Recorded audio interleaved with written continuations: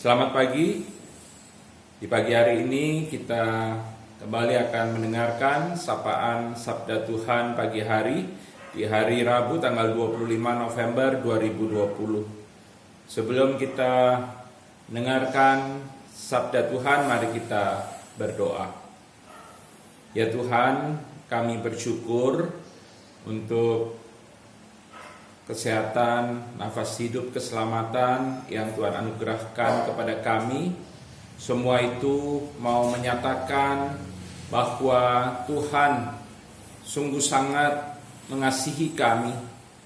Engkau memelihara hidup kami dan Engkau menyatakan kasih setiamu yang begitu besar dalam kehidupan kami. Dan saat ini kami hendak sejenak duduk di sekitar firman-Mu mendengarkan sabda-Mu sebelum kami menjalani seluruh aktivitas kerja dan karya kami di hari ini. Bimbinglah kami dengan Roh Kudus agar dengan tuntunan bimbingan Roh Kudus kami mengerti, menghayati, dan kami dapat memberlakukan sabda Tuhan lewat sikap, perilaku, tutur kata kami di tengah kehidupan sehari-hari. Kiranya sabda-Mu menjadi pelita dan terang bagi kaki dan jalan kami. Sabda-Mu menuntun, membimbing kami, dan juga memberi arah untuk kami melangkah. Inilah kami, anak-anak-Mu, bersabdalah kepada kami telah sedia untuk mendengarkan firman Tuhan. Amin. Bacaan Alkitab terambil dari 2 Korintus pasal 5 ayat 6 sampai 10. Maka oleh karena itu hati kami senantiasa tabah, meskipun kami sadar bahwa selama kami mendiami tubuh ini, kami masih jauh dari Tuhan. Sebab hidup kami ini adalah hidup karena percaya, bukan karena melihat. Tetapi hati kami tabah, dan terlebih suka kami beralih dari tubuh ini untuk menetap pada Tuhan. Sebab itu juga kami berusaha, baik kami diam di dalam tubuh ini maupun kami diam di luarnya, supaya kami berkenan kepadanya.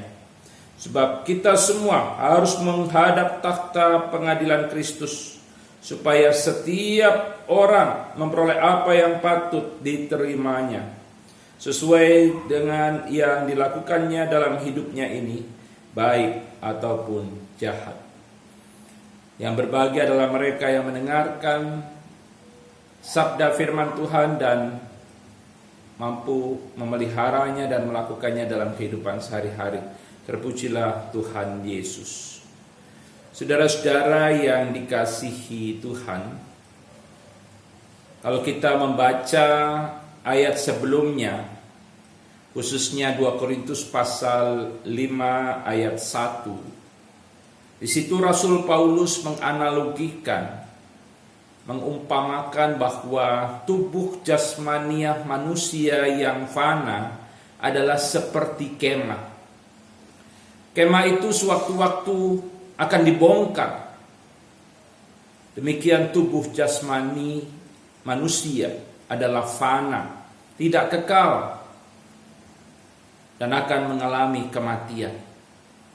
Namun Paulus mengatakan bahwa Allah telah menyediakan suatu tempat kediaman di sorga bagi setiap orang yang percaya.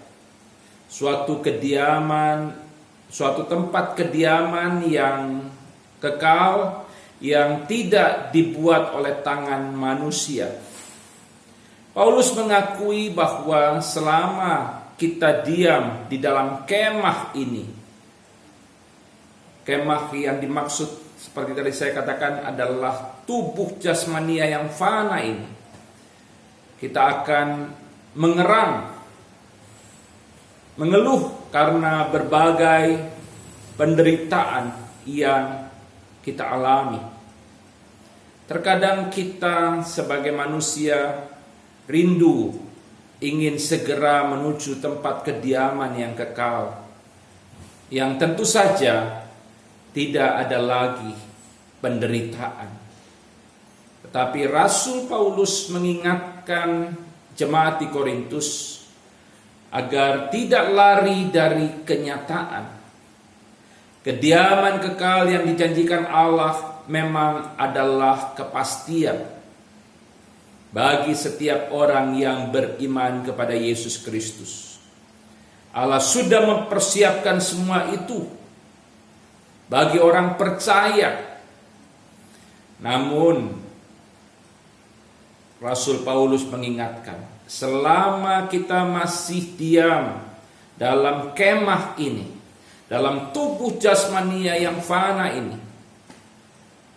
kita harus tabah dan sabar menghadapi berbagai penderitaan karena iman kepada Yesus Kristus.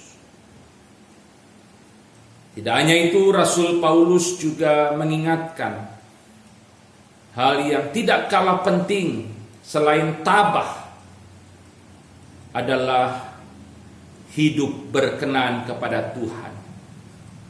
Hidup berkenan kepada Tuhan berarti hidup sesuai dengan kehendak dan firman Tuhan. Saudara-saudara yang dikasihi oleh Tuhan Yesus Kristus, apa yang mau kita refleksikan dari sapaan sabda Tuhan pagi hari ini? Hal pertama, pengharapan akan kediaman kekal di sorga adalah kepastian. Namun firman Tuhan mengajak setiap orang percaya yang masih bergumul dan berjuang di tengah dunia untuk tidak lari dari kenyataan. Kita harus tabah menjalani kehidupan yang penuh gumul dan juang sebagai orang yang beriman kepada Tuhan Yesus Kristus. Jangan bersungut-sungut, jangan mengeluh, dan jangan kita lari dari kenyataan hidup di dunia ini dan kemudian hanya mengarahkan hidup kita arahkan pada kehidupan sorgawi. Kita hanya berorientasi pada kehidupan sorgawi sehingga kita melupakan tujuan hidup kita di tengah dunia ini. Tuhan mengaruniakan nafas kehidupan sehingga kita boleh menjalani kehidupan di tengah dunia bukanlah satu kebetulan. Tuhan tentu memiliki tujuan ketika Ia menganugerahkan kehidupan kepada kita. Pastor Rick Warren dalam bukunya The Purpose Driven Life, yang mengemukakan bahwa sedikitnya ada 5 tujuan utama kenapa orang percaya harus hidup di dunia ini. 2 di antaranya adalah menjadi serupa dengan Yesus Kristus, dan tujuan lainnya adalah kita harus hidup melayani Allah. Kita ada di dunia ini, kita hidup untuk melayani Allah. Dan yang kedua, kita diingatkan bahwa selama kita masih dianugerahkan nafas hidup, kita harus hidup berkenan kepada Tuhan. Memilih untuk hidup berkenan kepada Tuhan mungkin membuat kita harus melakukan yang baik, yang jujur, yang benar, dan yang adil. Persoalannya, orang yang baik, orang yang jujur, orang yang benar dan adil sering tidak mendapat bagian apa-apa di dunia ini. Namun firman Tuhan mengingatkan, walaupun kita tidak mendapat bagian apa-apa, kita tidak mendapatkan kekayaan, kehidupan yang mapan, namun kita harus tetap hidup berkenan kepada Tuhan. Kita yakin jika kita melakukan yang baik, yang jujur, yang benar dan adil, maka Allah akan berkenan kepada kita. Dia akan berada di pihak kita. Dia akan memberkati hidup kita. Dan kita yakin ketika Allah datang kembali sebagai hakim, maka Dia akan menyediakan tempat kediaman yang kekal yang tidak dibuat oleh tangan manusia. Sebaliknya, orang-orang yang memilih untuk hidup tidak berkenan kepada Allah, melakukan hal-hal yang tidak baik, melakukan hal-hal yang buruk, keji, kotor, hina, dan menjijikkan, maka orang-orang seperti itu akan mengalami penghakiman Allah dan mereka akan mendapatkan penghukuman. Mari terus tabah menjalani kehidupan. Walaupun banyak penderitaan, tetap setia beriman kepada Tuhan. Dan mari kita terus hidup berkenan kepada Tuhan. Tuhan akan memberkati hidup kita. Amin. Mari kita berdoa. Ya Tuhan, terima kasih kami sudah mendengarkan sapaan sabda Tuhan pagi hari ini. Ajar kami untuk dapat melakukannya dalam kehidupan sehari-hari. Kami senantiasa tabah dalam menghadapi penderitaan karena iman percaya kepada Yesus Kristus. Kami tidak bersungut-sungut dan mengeluh, apalagi meninggalkan iman percaya kepada Tuhan. Dan biarlah kiranya kami juga senantiasa hidup berkenan kepada Tuhan selama kami hidup. Biarlah kiranya Allah dimuliakan lewat kehidupan kami. Kami juga yakin bahwa ketika Tuhan menganugerahkan nafas hidup dan kami harus tinggal di dunia ini, kami punya tujuan dalam hidup kami.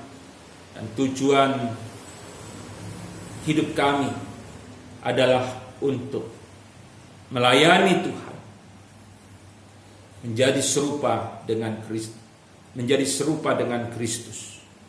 Terima kasih Tuhan. Berkati seluruh aktivitas kerja dan karya kami di hari ini.